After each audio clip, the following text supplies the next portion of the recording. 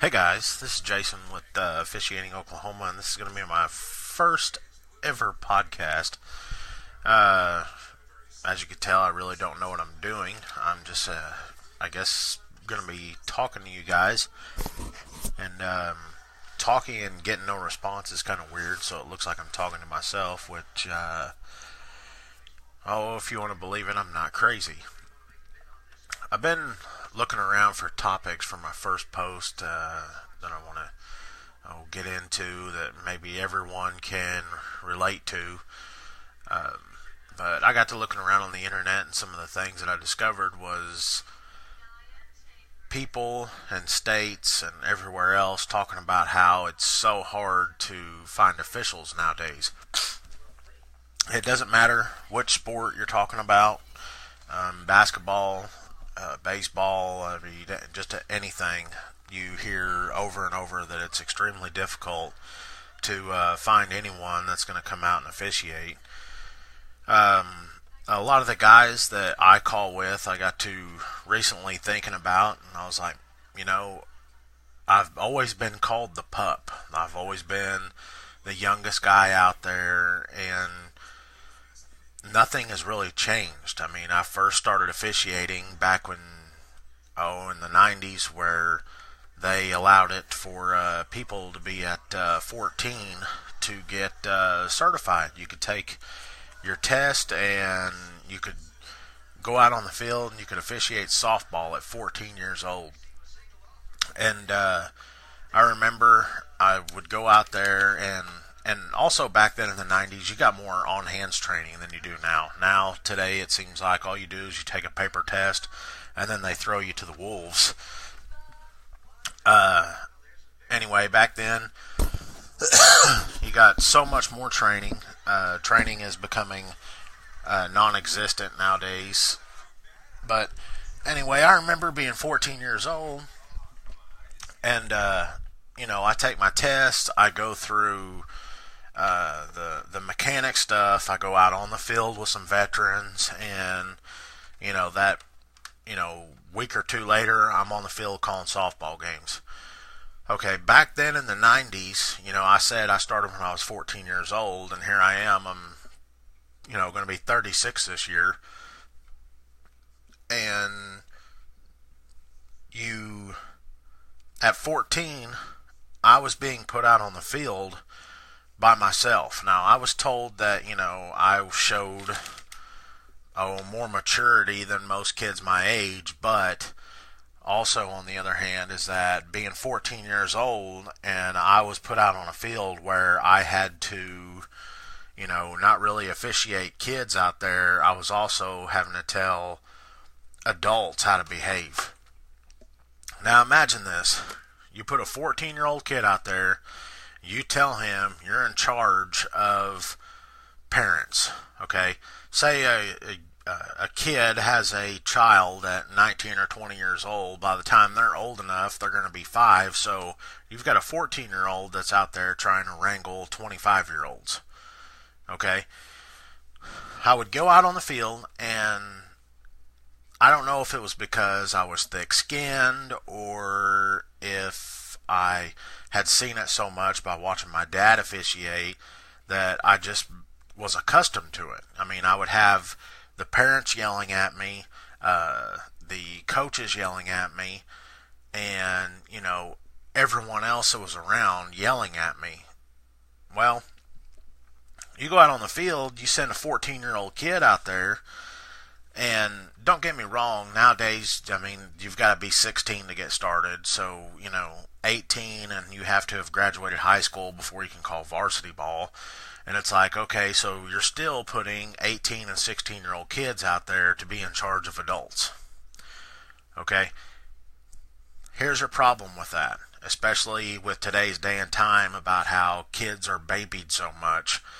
When you put someone that young out onto the field and they're supposed to be in charge of adults, and a majority of the time adults do not know how to behave when it comes to sports, you have problems.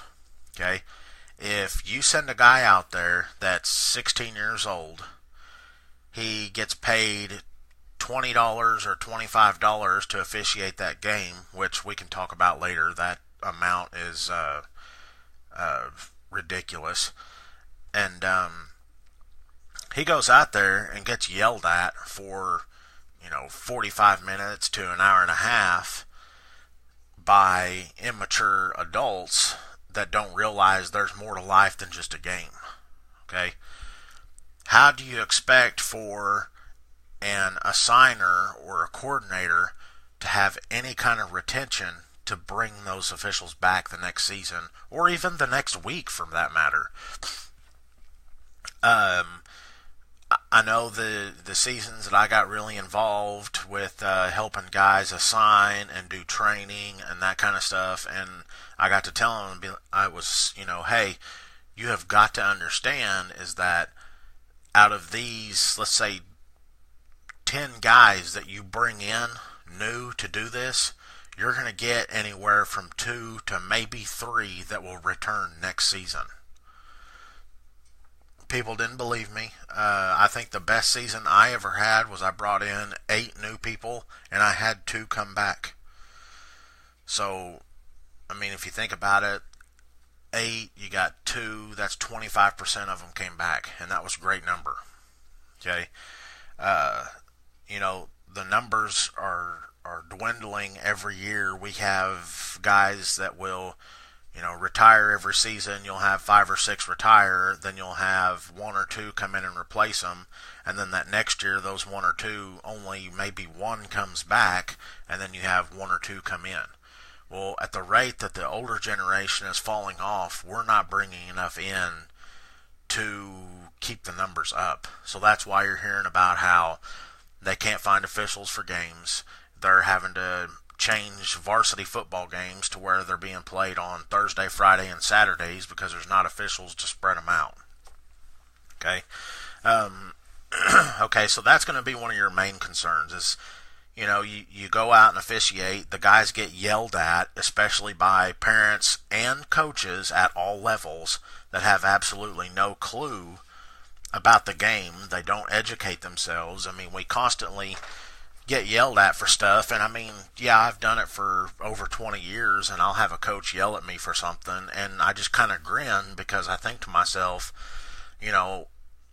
I wonder if his rule book is still sealed up in that envelope that it came in, and the book looks brand new. Okay, these things won't be collector's items 100 years from now. Nobody's going to care about what the rules were at this time. Open the thing up and read it. Okay? A lot of the newer guys, they don't like to read. They'd rather hear it from veterans. Well, the other thing is they need to understand is that when these veterans started, how do you know that this veteran didn't get hearsay from another veteran that isn't out of the book? I mean, you've got officials that when I first started, they would tell me things, I'd go and look it up, and that they were telling me wrong. So you've got such a wide latitude of people that don't know what they're talking about when you go out there, but then they think they have the right to yell and get on to you. In all reality, when a coach is hired or he volunteers to coach, he is there to teach the kids how to properly play the game and to educate them in the sport. They are not there to officiate, so they do not care nor look into the rules. And I also understand, I mean, I will talk about football a lot because that's one sport I'm really passionate about, but I'll go out and officiate, we'll say 11 to 12 games in a season, and at the end of the season, out of, let's say I do 11 games, I would have met 22 head coaches, and there will be 1 to 3 coaches that are professional and have a general knowledge of the rules that, you'll enjoy being there. It's those younger officials who think they know it all, and then they come out there and begin yelling and screaming at the newer officials. It seems like I spend a lot of my time talking to the coaches about, telling them, hey, I've got a newer guy here. He's a younger official. If you have any problems with him, just talk to me. Don't scream and yell at him. Just talk to me. And the reason I like to leave it at that is because if a coach is yelling and screaming at a newer official, no point is going to get across. That newer official's not going to be receptive to anything. And the other thing is that coach has no idea on the philosophy and rules of the game. So if that coach has a complaint, it would be better off going to a veteran official to talk about the younger one or the newer one, and then let that veteran decide whether or not it needs brought up, and then let him talk to him about it. Okay, so, that's going to be my main thing, is that the coaches are, constantly yelling at the officials, and it's making them not want to come back.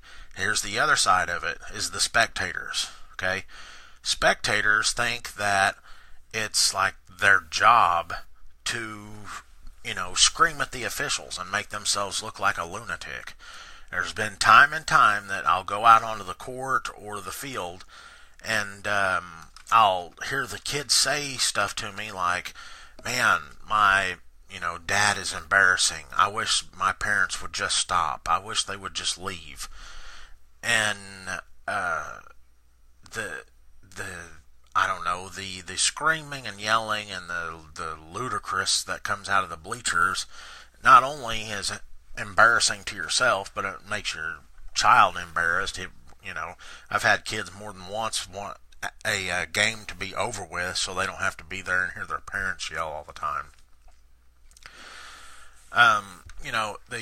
What the spectator need to understand is that their role in this whole thing is a spectator is someone who is a person who watches the game. It doesn't say that the person there that yells and screams. Okay, if you're sitting and watching a game and somebody pulls off an amazing move to get a shot, or makes another great move to gain an extra 4 yards or something, yeah, you should yell for that. You should encourage that. Man, that's exciting stuff. But when a game official does not call a horse collar because they just simply grab the back of their shoulder pads and then let go, and then you yell and scream at an official for 20 minutes and say he's the worst ever, not only does it make you look foolish, but it also hurts us keeping officials. Oh, and by the way, that's not horse collar. When you grab them by the back of the shoulder pads, you got to pull them to the ground. You can't just grab inside there. So, that's the big thing, is that the new people that come along, they just get yelled and screamed at, and they're not going to show up for $25 an hour just to get yelled at for a game, okay?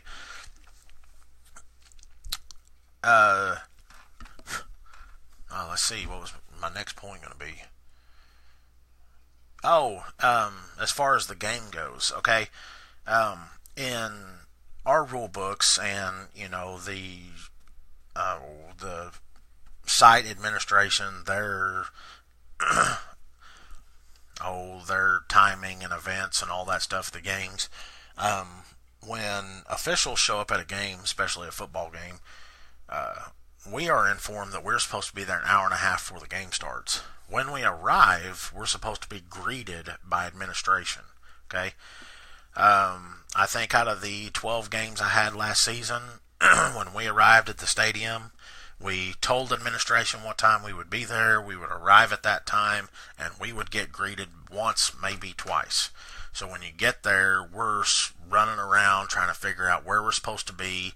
We finally find the administrator, we get in there, we're able to start getting our stuff ready so that, referee and the umpire can go talk to the coaches and, do all their preliminary stuff before the game, and it puts everything behind just because site administration is not doing what they're supposed to be doing.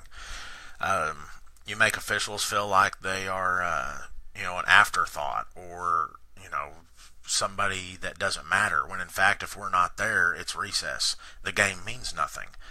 We are required to be there. In order for a game to go on, you have to have a coach, players, and officials. You don't need spectators. You don't need the concession open. You don't need cheerleaders. You don't need any of that other stuff. There's three things that are important, and your administrators are constantly putting forth everything before the officials. Yeah, your coaches and your players are going to be there. Okay? Your officials, I mean, if they're not there, nothing happens. If one of those three things isn't there, nothing happens. And hospitality. We've gotten to where we'll show up at places, and we'll go to. There's a small town here that's not too far away from me. It's let me look it up for you.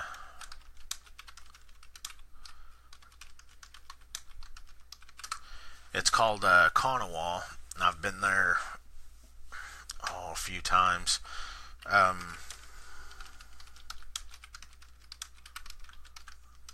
don't really keep up with the classes and the rankings, and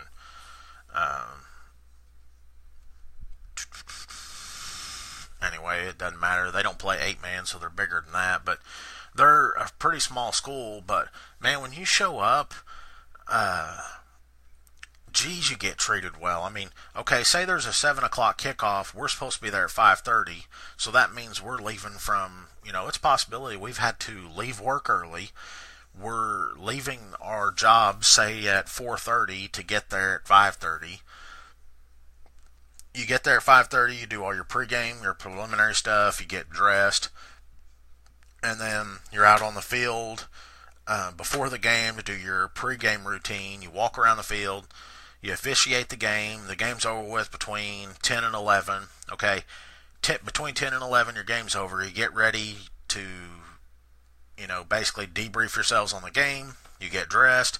You leave, and it's 11:30 when you leave the stadium. You have not had anything to eat since noon that day, and when that game is over with, you are hungry. A lot of the positions, people don't understand how far they move. But, I'll do anywhere from 12 to 15,000 steps in the game. And at my position, I do the second most steps. Okay. You go to Conawa, and they will have pop, Gatorade, water, sandwiches. After the game, they've got hamburgers for you. I mean, you get taken care of. They act like they appreciate you being there. Okay. They're bigger schools you go to, and I'm going to call them out because we always have problems with them, but you go to Shawnee and you get there and you get a bottle of water, and you get there, you get a bottle of water before the game. When the game's over with, they give you the finger as you're leaving, and that's your hospitality. Okay? What they need to realize is that without us, none of this matters. We have taken up, 6 to 7 hours of our day and dedicated it to you guys. And this is how we get treated. All we ask for is, I like something to drink before the game, at halftime, and after the game.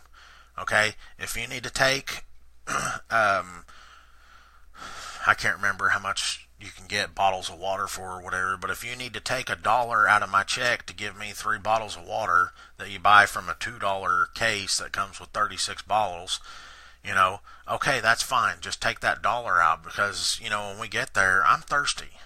Okay? If you're wanting me to perform a job to my best abilities, then, give me something to drink. We get there and you're paying us $100, which equates into like $14 an hour, and that doesn't include anything we've had to get for the season and all that kind of stuff, which, by the way, officiating sports, you don't make money, you lose money. But the hospitality, is, it's becoming more common that the hospitality is not that great. You don't get treated well when you get there. You're an afterthought and that kind of stuff. But there are some schools that they need some recognition for that. Conawa was always great to us. There's, Macomb, Wetumpka, Hera, they're a bigger school. They're usually good to you. But they're constantly making us an afterthought. So you show up at the game and then you're treated like the enemy. So getting yelled and screamed at, you're not making very much money. You're getting treated like the enemy. And then the game times, okay? I understand, yeah, kids have to get a decent amount of sleep before they go to before they go to class the next day and that kind of stuff. But, people have a hard time getting baseball umpires, and it's like, okay, think about it. Your games start between 3:30 and 4 o'clock, okay? I will need to get there an hour before the game so I can put all that equipment on and that kind of stuff, and that way 20 minutes before the game I'm ready to go. Okay, 4 o'clock start times are not helping. All right, you've got to find a special breed of people that have jobs that let them off at 2 o'clock in the afternoon on a Tuesday. Okay, like right now, if somebody needed me to umpire a baseball game, I could not do it. I don't get off in time. I can't be there. It's impossible. Friday night football, that's, for the longest, those were 7:30 start times. Now they're moving them to 7 for some reason. And I think I kind of understand why. Back when I was younger, games started at 7:30, but teams ran the ball more. Now they're throwing a heck of a lot more, and I don't understand that. You'll go read the statistics on teams and stuff, and a quarterback will throw 40 times in a game and complete 12 of them. Okay, your passing game is not effective. Stop doing it. Every time that pass is incomplete, it makes the game last so much longer. The game's evolving.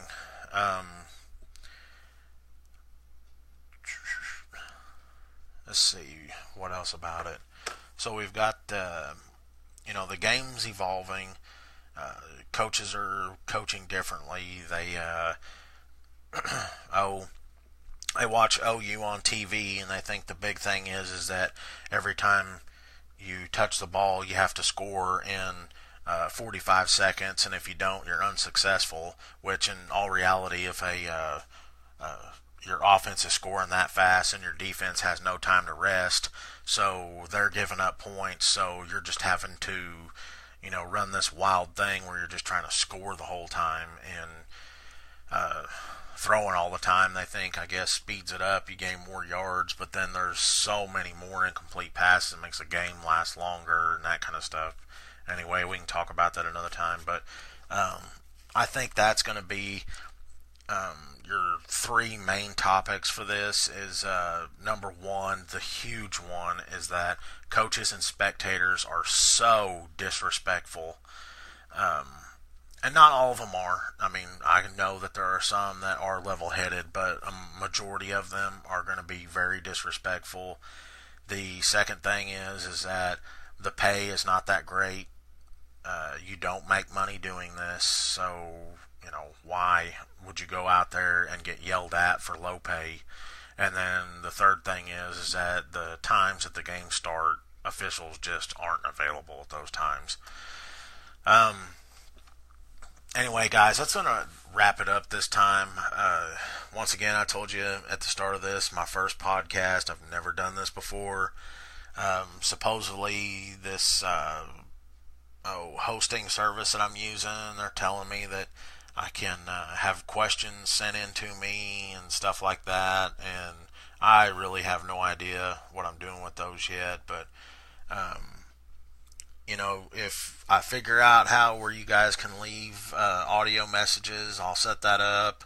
I'm going to put this on all my platforms that I'm on, and let's see if we can get some comments and, generate some talk, and, see if you guys can come up with some things that I didn't think of as to why we can't keep good officials, and why we can't get new ones to stay in. Anyway, fellas, this is Jason with Officiating Oklahoma. You guys come up with something, hit me up.